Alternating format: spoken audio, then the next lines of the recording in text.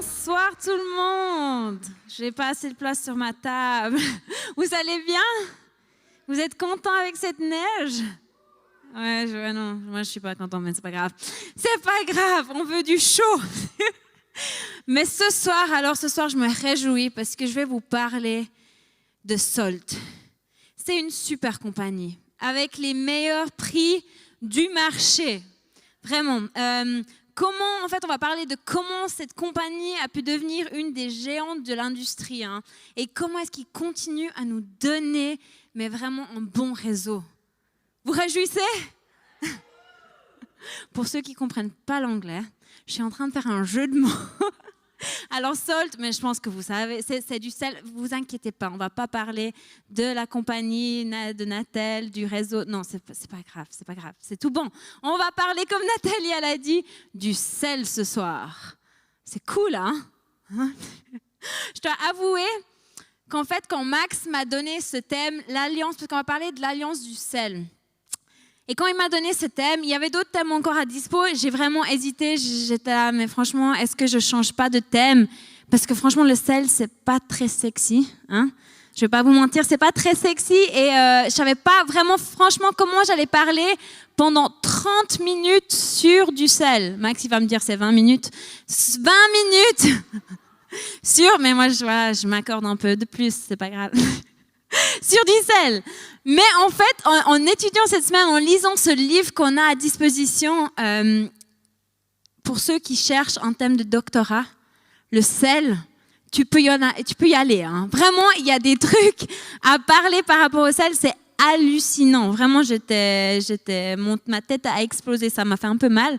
Et il y a tellement surtout à dire en lien avec la Bible. Et je me réjouis trop de creuser ce thème. Du coup, maintenant, je me réjouis de pouvoir vous parler du sel. C'est un bon ingrédient, je vous promets. Et on va surtout regarder dans un verset qui est très connu. Pour ceux qui sont chrétiens depuis un petit moment, c'est un verset qui est connu, c'est dans Matthieu. Vous êtes le sel de la terre. Mais si le sel perd sa saveur, avec quoi la lui rendra-t-on? Il ne sert plus qu'à être jeté dehors et piétiné par les hommes. Qui a déjà lu ce verset? Ça me rassure. On l'a tous lu. Et combien d'entre vous, je trouve que c'est comme un peu Max a dit la semaine passée, où des fois tu as ces versets où tu lis le lundi matin, tu es ok, sympa. Combien de vous avez déjà dit, mais quel honneur! Je suis du sel. Mais c'est incroyable d'être du sel. Franchement, je me suis jamais dit ça. Je me suis dit, sympa, je suis du sel, j'ai un peu de goût dans la vie, c'est pas mal. Mais en fait, c'est juste trop bien parce qu'en fait, quand tu prends ce moment d'étudier ce texte, de vraiment savoir ce que c'est le sel, ce que ça veut dire, en fait, c'est beaucoup plus profond. Et ce livre, justement, quand on le lit pendant #Jesus, pour ceux qui préparent les prêches, il a vraiment creusé ce verset, mais plus spécifiquement le thème du sel. Et c'est juste hallucinant de voir ce qu'il y a. Et du coup, je me suis vraiment laissée inspirer par ce livre, par ce qu'il a découvert. Comme ça, vous savez que c'est pas que tout moi qui a découvert ça. Hein. Comme ça, vous savez, je monte pas. Je me suis laissée inspirer et imprégnée par ce qu'il avait découvert, le docteur Richard Booker. Vous êtes prêts? Du coup, je vais commencer parce que je trouve que pour comprendre ce verset, il faut commencer par comprendre l'importance du sel. Du coup, ce soir, je vais vous faire un petit exposé. J'espère que vous avez de quoi noter parce qu'il y aura un test à la fin. Non, je rigole, hein. C'est pas vrai. Alors, c'est pas mal. Jérôme, j'ai demandé les importances du sel au briefing. Jérôme, il est au taquet. Du coup, il risque de tout savoir ce que j'ai là, mais c'est pas grave. Pour les autres, je suis là. Alors, le sel, peut-être vous le savez, peut-être vous ne le savez pas, mais le sel est nécessaire pour la vie. Il est nécessaire pour la vie. Le corps humain, en fait, il a besoin de sel parce que, en fait, le sel, ça réglemente ou ça contrôle l'équilibre des nutriments dans les cellules, en fait. S'il n'y a pas de sel, les cellules ne seraient pas saines et, en fait, notre corps, il arrêterait de fonctionner. Le sel est essentiel pour la vie. Il y a aussi que le sel, et je pense que ça peut-être vous connaissez un peu mieux, le sel, ça désinfecte. Qui a déjà gargarisé avec du sel quand on a mal à la gorge? Ma maman elle me disait toujours ça, mais est-ce que tu as gargarisé avec du sel? Non maman, j'ai pas envie. Pour le nettoyage, on peut utiliser le sel pour préserver et purifier comme remplaçant du sang. Ça, peut-être vous ne savez pas. En fait, dans l'armée israélienne, j'ai découvert cette semaine, ils mettent des transfusions de sel pendant un petit moment jusqu'à qu'ils peuvent amener la personne à l'hôpital parce qu'on peut l'utiliser comme remplaçant du sang. Remède pour la maladie des peaux, il y a plein d'utilisations. D'ailleurs, petite info intéressante, les compagnies qui produisent le sel disent qu'il y a environ 14 000 différentes utilisations du sel. 14 000. Non, mais c'est genre gigantesque. Il y a 6% seulement pour la nourriture. Hein. Nous qui pensons que au sel, voilà, un petit sundae de sel. Il n'y a que 6% qui est pour la nourriture. Il y a 6% pour l'agriculture, 8% pour les routes, qui en ont besoin aujourd'hui, 12% pour purifier l'eau, 68% pour les produits chimiques industriels. Pas mal, hein? Il y a vraiment des utilisations. D'ailleurs, il y a un petit tableau que j'ai amené avec pour montrer un petit peu. Il y a quand même pas mal de trucs qu'on peut utiliser le sel. C'est en anglais, mais vous comprenez qu'il y a pas mal de choses qu'on peut vraiment utiliser le sel pour vraiment beaucoup de choses. Un autre petite info qui peut-être vous rendra utile, ça sera utile pour des fêtes dès qu'on pourra se retrouver. Les historiens disent qu'une des raisons principales pour la Révolution française était l'impôt excessif sur le sel. Oh là là. C'est des choses que c'est impressionnant. Le sel, en fait, il y avait vraiment un pouvoir. Les gens qui étaient, les autorités qui étaient en place, en fait, ils utilisaient le sel comme truc où ils pouvaient contrôler les gens, en fait. Le sel aussi, il était utilisé comme argent dans l'échange commercial et comme paiement du travail. En fait, les soldats romains, ils étaient payés avec du sel souvent. Et du coup, c'est de là où vient, c'était appelé salarium, d'où vient le salaire. C'est intéressant, hein? Et en fait, le sel en elle-même, en fait, c'est un mot d'origine de vraiment beaucoup de mots. Non seulement de salaire, mais aussi, peut-être que ça va vous intéresser ce soir, mais le salut. Le salut que Jésus nous donne, ça vient du mot sel. Je trouve ça juste hallucinant de dire que le sel, il y a beaucoup plus profond que ce qu'on pense, non? Qui savait déjà tout ce que j'ai dit? Ouais, c'est vrai, c'est ça. Ça me rassure. Je ne vous dis pas juste des trucs que vous savez tous déjà. Autant vous dire que le sel, c'est important. C'était important et c'est encore important aujourd'hui. Peut-être demain, vous allez tous dévaliser les magasins de sel parce que vous vous rendez compte à quel point c'est Si jamais, le sel Himalaya, c'est le plus pur. Comme ça, je vous donne des bons tips pour demain. Mais le sel était aussi important dans la Bible. Et on va découvrir ça. J'ai vraiment découvert des choses tellement fortes. Alors, dans la Bible, c'est mon deuxième point, le sel dans la Bible. Et on trouve en fait le mot sel 44 fois dans la Bible. Alors, c'est pas autant que argent ou d'autres mots, mais c'est quand même pas mal. 44 fois, c'est pas mal. Et je ne sais pas si vous vous souvenez du message de Max incroyable la semaine passée sur l'alliance du sang. C'était juste la bombe. L'amitié, je pense que vous vous souvenez, était très différent. Avec l'alliance du sang, c'était très très différent. C'était pas comme Facebook où c'est amis. Non, en fait, pour être vrai ami, il devait faire cette alliance de sang.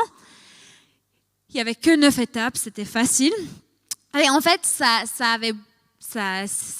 impliquait beaucoup de sang. Hein?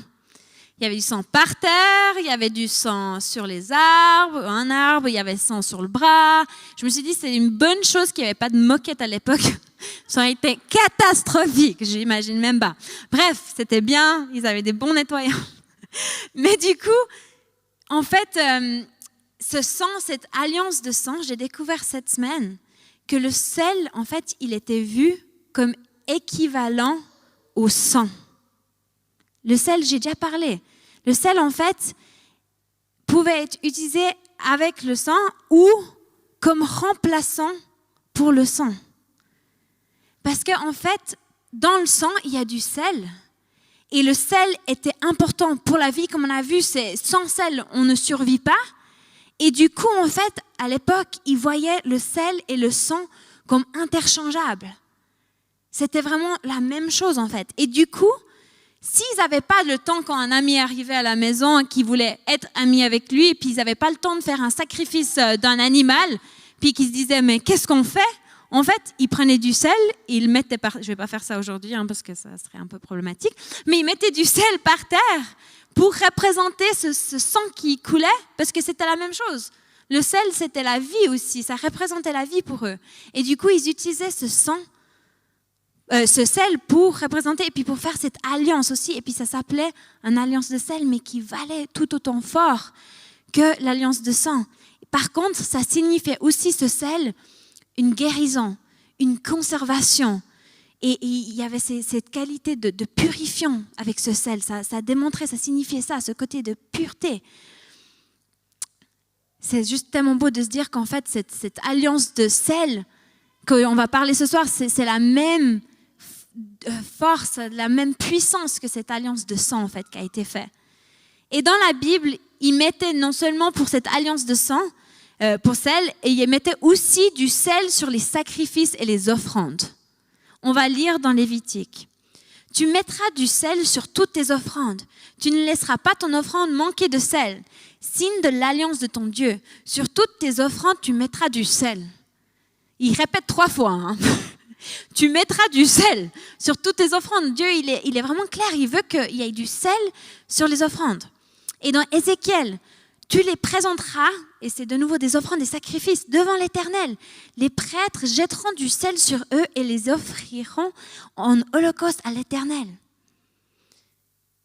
Ils ne rajoutaient pas du sel sur ces offrandes pour que Dieu ait un meilleur goût quand il recevra ces offrandes.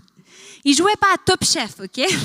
Ils ne se disaient pas, ok, je vais faire un petit plat pour Dieu, allez, un peu de sel, un peu des herbes, voici Dieu. Non, ça avait une autre signification, c'était beaucoup plus fort que juste, ça a un meilleur goût avec du sel.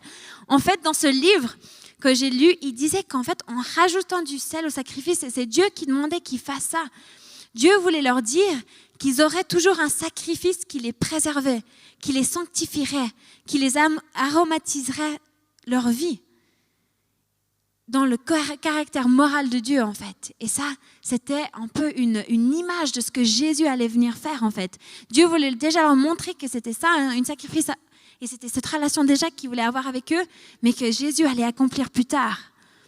Et la présence du sel, en fait, comme j'ai déjà dit, mais ça signifiait vraiment la vie. C'était interchangeable avec le sang. Et du coup, quand les Israélites ils offraient ces offrandes avec ce sel dessus, en fait, ils espéraient que Dieu accepte leurs offrandes. Et en retour, ils espéraient avoir une vie pure. Ils disaient, Dieu, je te donne ces offrandes. Déjà, voilà, on fait ça, on sacrifie ça pour toi. Et on met du sel parce qu'on veut te montrer qu'on veut cette vie pure. On veut vivre une vie qui est pure, qui te plaira, et on aimerait donner du goût à notre communauté. On aimerait avoir quelque chose qui donne du goût.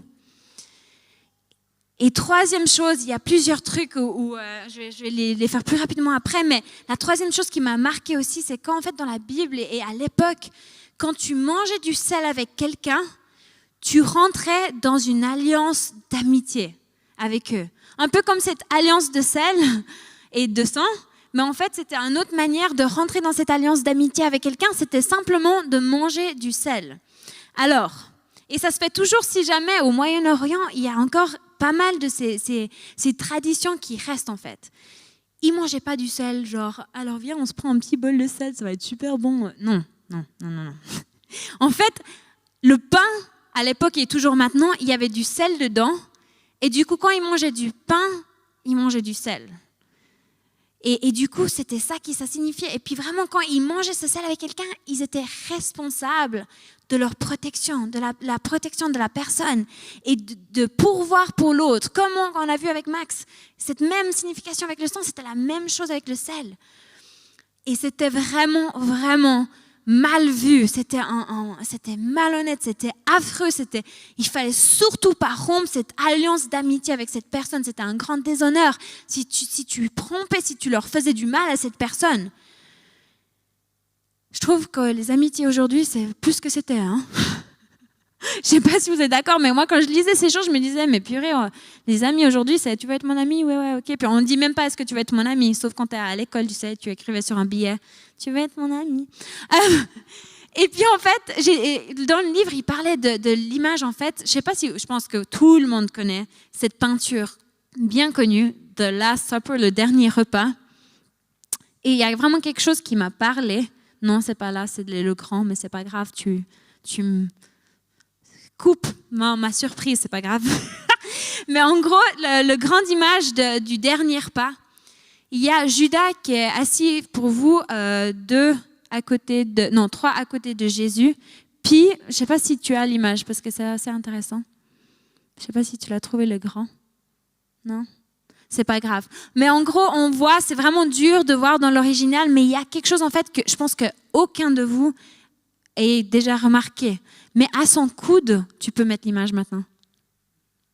À son coude, en fait, ici, ça c'est Judas, à son coude, en fait, on voit à peine là, mais il y a du sel qui a été renversé.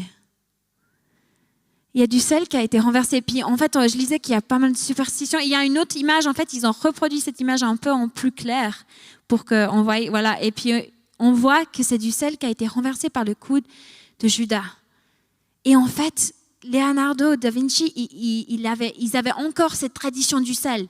Ils savaient toujours à quel point c'était important et c'était toujours dans la tradition. Et du coup, ils voulaient montrer sur cette image que Judas, qui avait mangé ce pain avec Jésus, qui avait mangé du sel, qui avait rentré dans cette alliance d'amitié avec Jésus, avait rompu cette alliance de sel.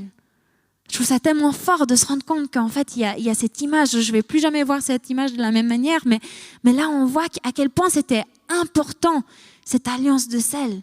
Et là, on voit que Judas, il est en train de le trahir. Il y avait aussi plein d'autres utilisations, mais en fait, je vais juste les faire rapidement, mais il y avait aussi, ils utilisaient le sel à l'époque contre les mauvais esprits. On voit ça dans Ézéchiel où ils mettaient les nouveau-nés, ils les mettaient avec plein de sel sur eux, ils frottaient plein de sel sur eux. Très intéressant, hein? Pour faire que les protéger contre les mauvais esprits, ils trouvaient le sel que c'était une protection contre les sorcières. Je ne sais pas si vous avez déjà entendu ça. Ou aussi, j'ai trouvé ça assez drôle, ils mangeaient du sel, si quelqu'un commettait un meurtre, ils mangeaient du sel pour se nettoyer de leur meurtre. Je ne sais pas si ça marche, hein, je ne pense pas. Mais ils amenaient aussi, et ça existe encore comme tradition, ils amenaient du pain avec du sel dedans pour protéger une nouvelle maison. Et je sais que dans certaines traditions, il y a encore ça, en fait. Dans certaines cultures, il y a encore ces traditions. Il y a aussi le sel dans la Bible comme bénédiction et malédiction. Il y a par exemple, on voit Élisée qui mettait du sel dans une source d'eau et c'était pour faire qu'elle devienne pure de nouveau et qu'elle devienne propre. Et en fait, pour les choses justes, c'était une bénédiction. Mais pour les choses mauvaises, c'était une malédiction. Et puis on voit ça avec un roi dans les livres des rois où en fait il vient, non c'était même pas dans les livres, mais à la fin d'Israël où il commence à être vraiment mauvais, il y a un roi qui vient et qui verse du sel sur la terre et elle devient maudite. Vu qu'ils étaient plus justes, ça vient maudire. Et on voit vraiment cette différence du sel pour les bénédictions, mais ça peut aussi être une malédiction des fois. Il y a tellement de choses. Mais pourquoi je vous dis tout ça ? Parce que là, vous êtes en train de dire « Super, mais je ne voulais pas trop une exposé. » Parce qu'en fait, pour moi, je trouve qu'on comprend mieux le texte de Matthieu et l'importance, en fait, de ce que Jésus il est en train de nous dire quand il dit « Vous êtes le sel de la terre ». On va juste le relire. « Vous êtes le sel de la terre. Mais si le sel perd sa saveur, avec quoi la lui rendra-t-on ? Il ne sert plus qu'à être jeté dehors et piétiné par les hommes. » Et c'est mon troisième point, mais qu'est-ce que ça veut dire pour nous ? Toutes ces informations, toutes ces choses où le sel, il est tellement important, on voit ça, c'était une alliance tellement forte. Mais en fait, Dieu, il a fait une alliance de sang avec nous à travers Jésus. Mais il fait aussi, comme j'ai dit, mais également un avec le sel. Et j'ai réalisé qu'en fait, on voit ça dans le dernier repas, comme dans l'image. Jésus, il rend le pain, ce pain salé, et il le mange avec ses disciples pour leur dire, et ils savaient, nous on ne sait pas ça quand on lit la Bible, que c'était une alliance de sel. Mais là, en fait, eux, à l'époque, ils savaient ce que ça voulait dire, que Jésus, il mangeait du pain salé avec eux. Les disciples, ils savaient que ça voulait dire qu'il les appelait amis, que c'était des amis, qu'il allait pourvoir pour eux, qu'il allait les protéger, qu'il allait les purifier. Ils savaient que ça voulait dire ça. Et je trouve tellement fort de se rendre compte que Dieu, il a rompu ce pain et ce sel et qu'il a envie d'avoir cette alliance de sel avec nous. Il a envie de nous appeler amis, qu'il a envie de nous pourvoir. Et ce matin, je prenais ce temps avec Dieu dehors et je voyais la neige sur les montagnes. Et je me disais qu'en fait, cette image, ça me parlait pour ce que Dieu fait avec nous. En fait, il nous recouvre non de neige, mais de sel. Mais de sel, en fait. Et en fait, ce sel, il nous purifie, il nous protège, il nous rend blancs. On ne devrait pas dire blanc comme la neige, on devrait dire blanc comme le sel. Ça nous rend blancs, on a un canevas blanc sur lequel Dieu peut peindre. Et c'est ça qu'il a envie de faire avec cette alliance de sel. Il a envie de venir nous purifier et nous rendre blancs. Et je trouve tellement fort de se dire, mais Dieu veut venir nous protéger dans cette alliance de sel. Et aujourd'hui, Jésus, il n'est plus avec nous physiquement. Il n'est plus là physiquement avec nous. Et du coup, à l'époque, avec ses disciples, il était l'exemple de comment vivre, les valeurs, les principes. Et aujourd'hui, il n'est plus là. Et du coup, dans ce verset, vous êtes la sel de la terre. Il est en train de dire que c'est nous, maintenant, qui est appelé à être le sel de la terre. C'est nous qui donne le goût à l'humanité. C'est nous qui donne l'exemple des valeurs et des principes que Jésus il avait. C'est nous qui est supposé porter ça. On est censé montrer l'éternité et le paradis a un petit bout de ça en fait. Mais avant que vous preniez la tête, vous dites « Oh, c'est incroyable, on est le sel de la terre ». C'est grâce au Saint-Esprit qui est à l'intérieur de nous. C'est pas par nous-mêmes. On a de l'importance parce que Jésus, il a dit « Je vous laisse, mais je vous donne le Saint-Esprit ». Du coup, comme ça, on peut être ces exemples. Pour comme ça, on peut continuer son travail qu'il a commencé. Il n'avait pas envie de partir. Et non, c'est nous qui peut continuer. Mais c'est une énorme responsabilité, un honneur. Et Jésus, en hébreu, c'est Yeshua, qui veut dire délivrer et salut. Et on a vu, salut, ça vient de sel. Et du coup, en tant que sel de la terre, en fait, on est appelé à porter ce salut, être ce sel. On porte la vie du Sauveur en nous. On porte ce salut en nous.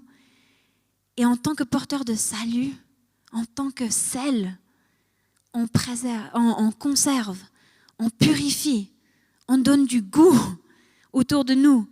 Et quand les gens nous voient, ils devraient voir Jésus. Je trouve ça fout les boules. Parce que tu dis, mais est-ce que je suis en train de montrer Jésus? Est-ce que ma vie est en train de purifier d'autres?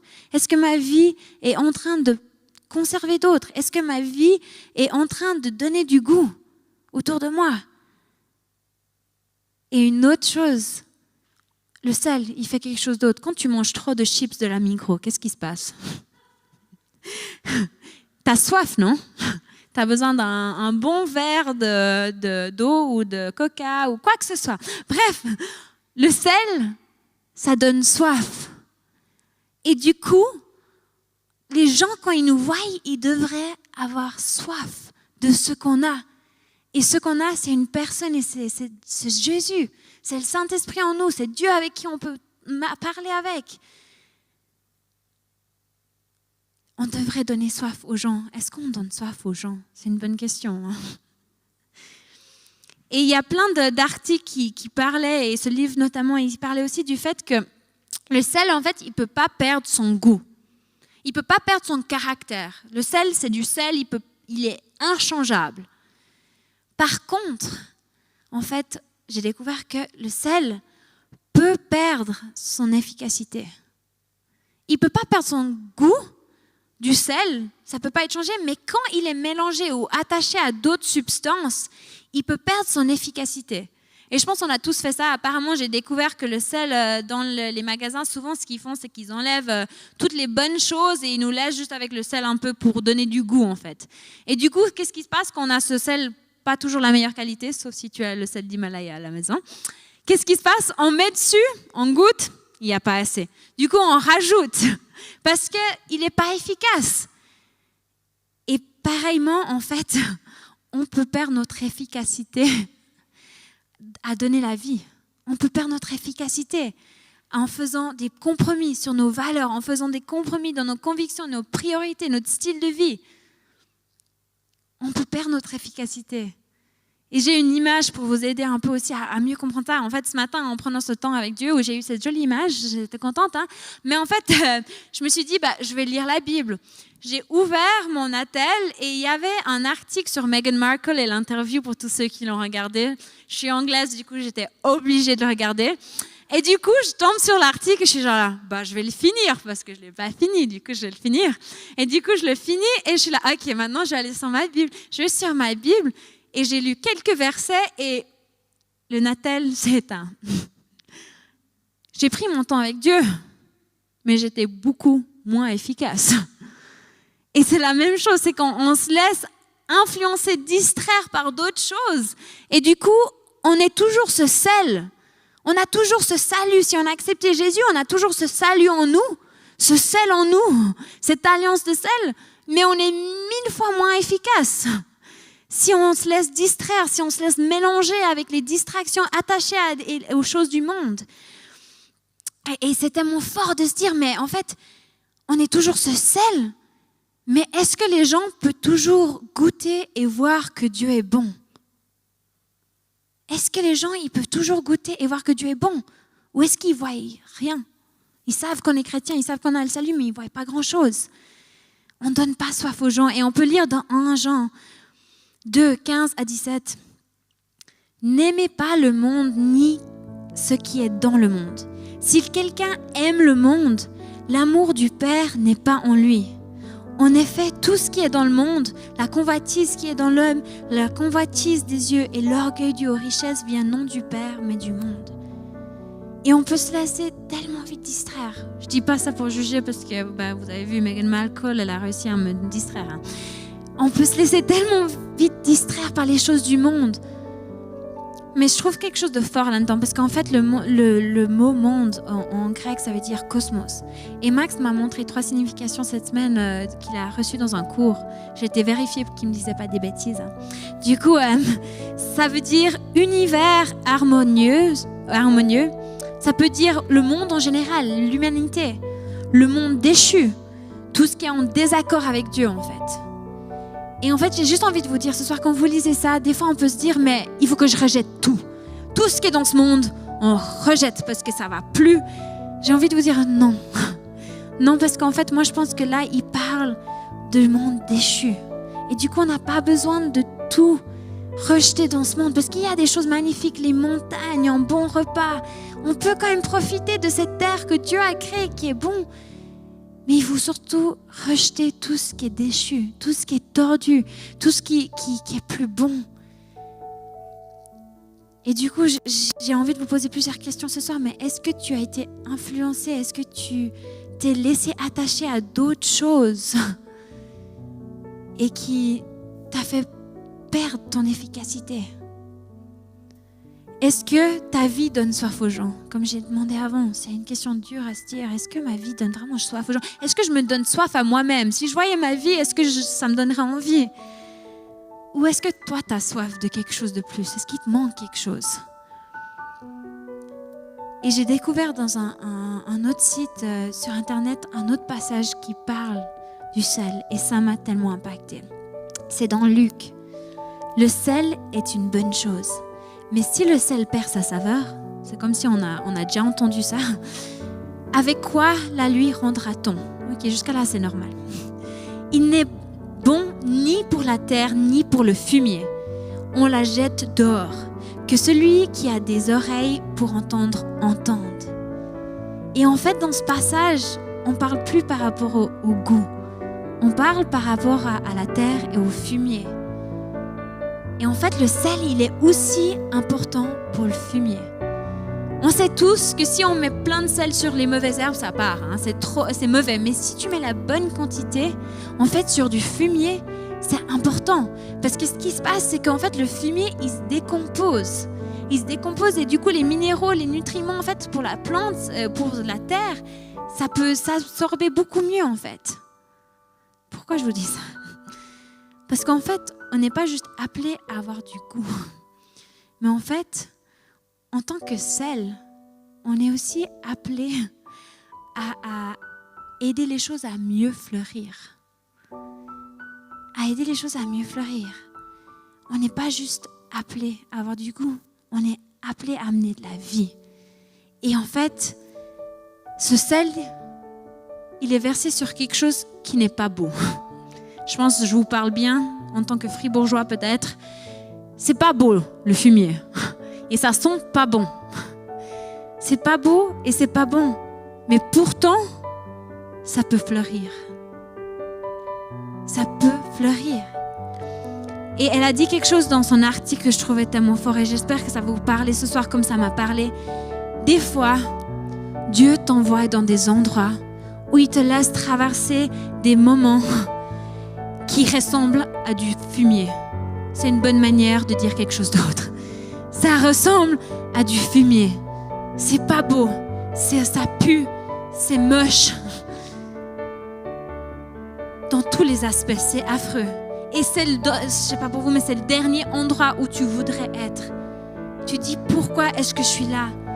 Et pourtant, ta présence en tant que sel peut faire que ce fumier, cette terre fleurit de nouveau.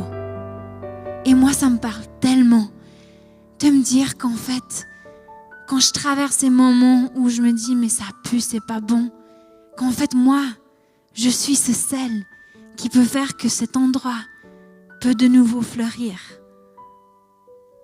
C'est beau, non? Je trouve ça tellement, tellement, tellement magnifique. Et c'est pas grâce à nous, c'est grâce au Saint-Esprit qui est à l'intérieur de nous, qui nous donne ce sel, ce salut. Et ce soir, j'ai juste envie de prendre ce moment pour vous laisser rentrer dans cette alliance de sel que Dieu veut faire avec vous. Et j'ai envie de vous poser cette question, mais est-ce que tu veux manger? On a peut-être, t'as pris ce gobelet de Sainte Seine.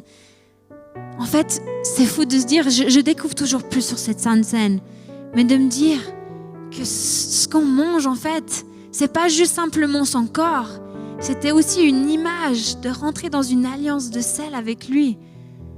Et ce soir, est-ce que tu as envie de rentrer dans cette alliance? Est-ce que tu veux manger ce sel d'amitié avec Dieu? Je veux vous dire ce soir que Dieu, Jésus, il a déjà tout accompli sa partie de l'alliance. Il a tout accompli, c'est fini. Lui, il a fait sa partie. Ce soir, c'est à toi. Ce soir, c'est à toi de décider. Et chaque jour, c'est à nous de décider, est-ce qu'on veut manger ce sel? Est-ce qu'on veut rentrer dans cette alliance de sel avec Dieu, avec Jésus? Est-ce qu'on veut être ce sel qui fleurit, qui fait fleurir? Et j'ai juste envie de vous laisser pendant ce moment de face-to-face où vous pouvez juste prendre ce pain et ce vin et juste imaginer, laissez Dieu vous parler dans cette alliance de sel. Et je vais juste prier pour ce moment.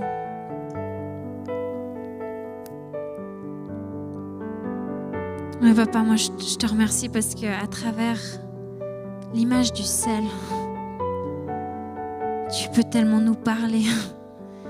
Et je te remercie pour tout ce que ça signifie, ce sel, cette pureté.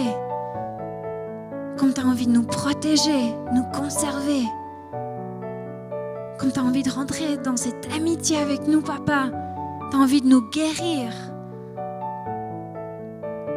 Tu as envie de nous donner de la vie. Tu as envie qu'on soit les meilleurs amis.